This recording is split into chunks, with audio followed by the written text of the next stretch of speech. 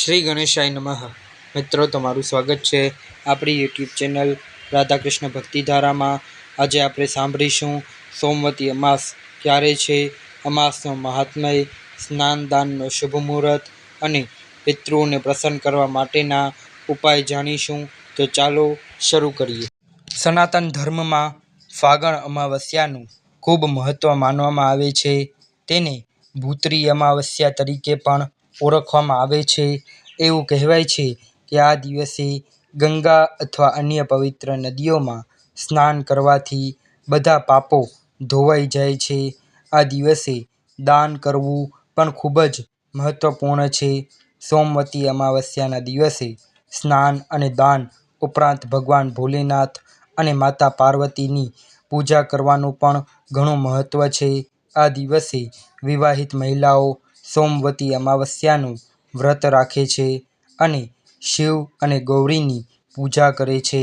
શિવ અને શક્તિની કૃપાથી તેઓને અખંડ સૌભાગ્યવતીનો આશીર્વાદ પ્રાપ્ત થાય છે.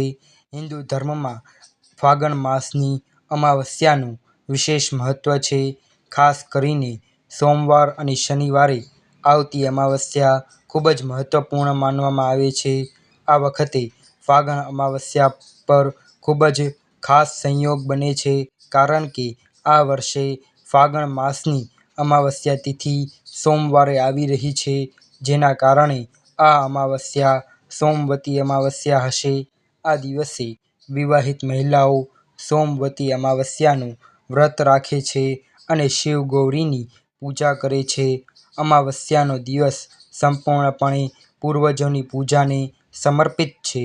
આ દિવસે કોઈપણ પ્રકારનું શુભ કાર્ય ન કરવું જોઈએ. જો કે, આ દિવસ ગંગા નદીમાં પવિત્ર સ્નાન, પિતૃ તર્પણ, પિતૃ પૂજા, પિંડદાન અને બ્રાહ્મણોને ભોજન આપવા માટે ખૂબ જ શુભ માનવામાં આવે છે. ચાલો જાણીએ વર્ષ 2024ની પ્રથમ સોમવતી અમાવસ્યાની તિથિ અને પૂજાનો શુભ સમય. સોમવતી અમાવસ્યા 2024 તારીખ. આ વર્ષની પ્રથમ સોમવતી અમાવસ્યા 8 એપ્રિલ 2024ના રોજ છે. આ ફાગણ મહિનાની અમાવસ્યાનો દિવસ હશે. અમાવસ્યા અને સોમવાર બંને દિવસ શિવ ઉપાસનાના વિશેષ માનવામાં આવે છે. આવી સ્થિતિમાં સાધકને આ દિવસે બમણું ફળ મળે છે. સોમવતી અમાવસ્યા 2024 મુહૂર્ત. આ વખતે ફાગણ અમાવસ્યા તિથિ સોમવારે 8 એપ્રિલ 2024ના રોજ સવારે 3:21 શરૂ થશે અને સોમવતી અમાવસ્યાની તિથિ આ દિવસે રાત્રે 11:50 સુધી ચાલશે. આવી સ્થિતિમાં ઉદયા તિથિ મુજબ 8 એપ્રિલે સોમવતી અમાવસ્યા છે. આ દિવસે સ્નાન અને દાન કરવાનો શુભ સમય 4:32 થી 5:18 સુધીનો રહેશે. બ્રહ્મ મુહૂર્ત છે. તમે બ્રહ્મ મુહૂર્તથી સોમવતી અમાવસ્યા પર સ્નાન અને દાન કરી શકો છો. આ દિવસે અમૃત સર્વોત્તમ મુહૂર્ત સવારે 6:03 થી 7:38 સુધીનો રહેશે. સોમવતી અમાવસ્યાનું વ્રત કરનારને મળે છે પૂર્વજોના આશીર્વાદ.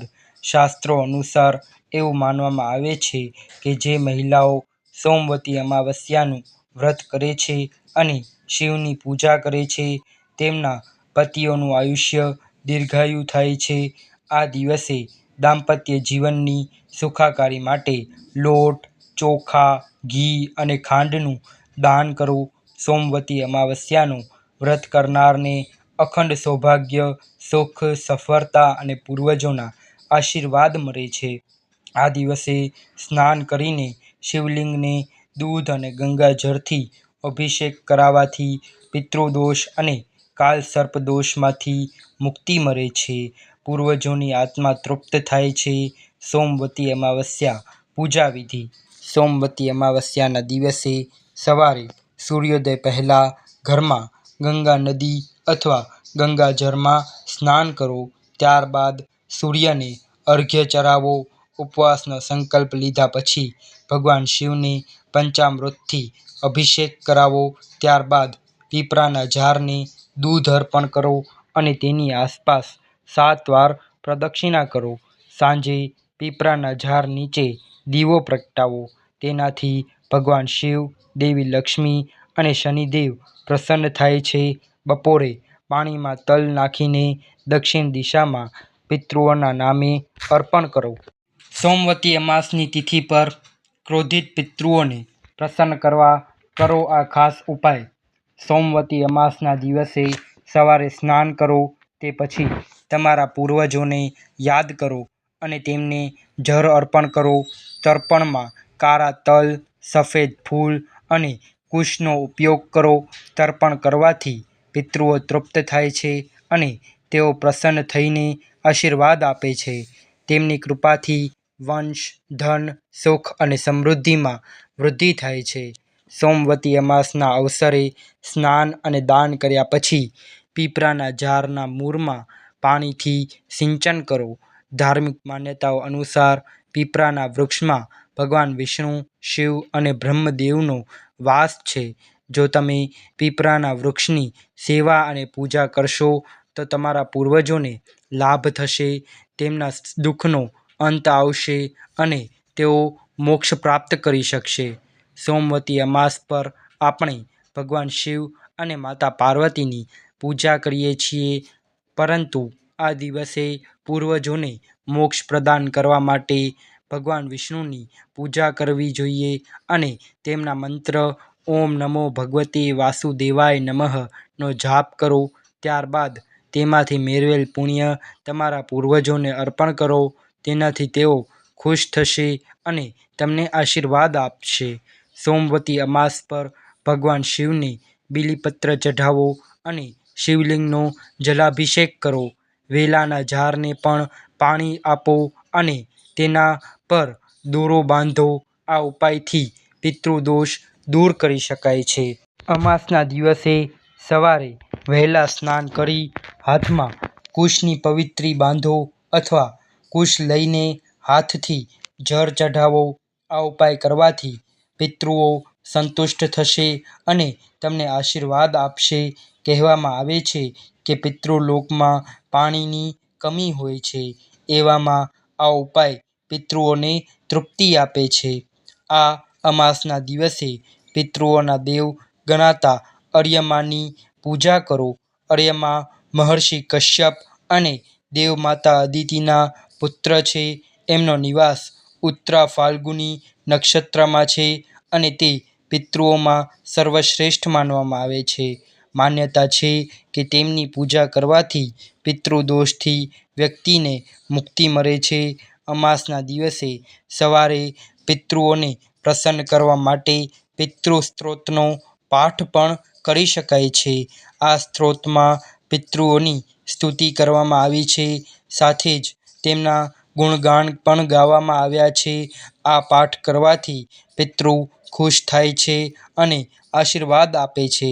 આ સિવાય અમાસ પર પિંડદાન અથવા શ્રાદ્ધ કરવાથી પણ પિતૃઓ ખૂબ જ પ્રસન્ન થાય છે.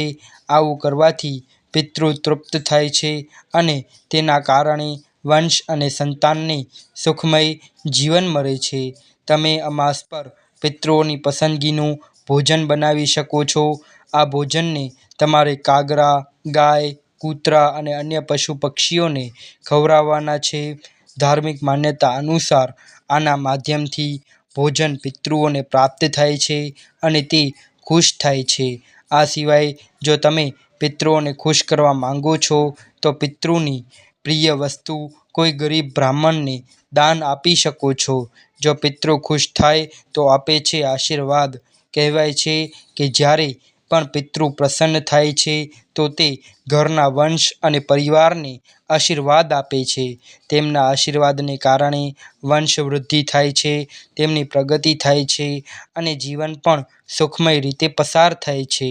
જો તમારા પિતૃ તમારાથી નારાજ થયા હોય તો તે તમારા વંશને શ્રાપ આપે છે, જેના કારણે પિતૃદોષ લાગે છે, જેથી વંશનો વિકાસ અને પ્રગતિ થતી નથી અને વંશ આગળ વધતો નથી.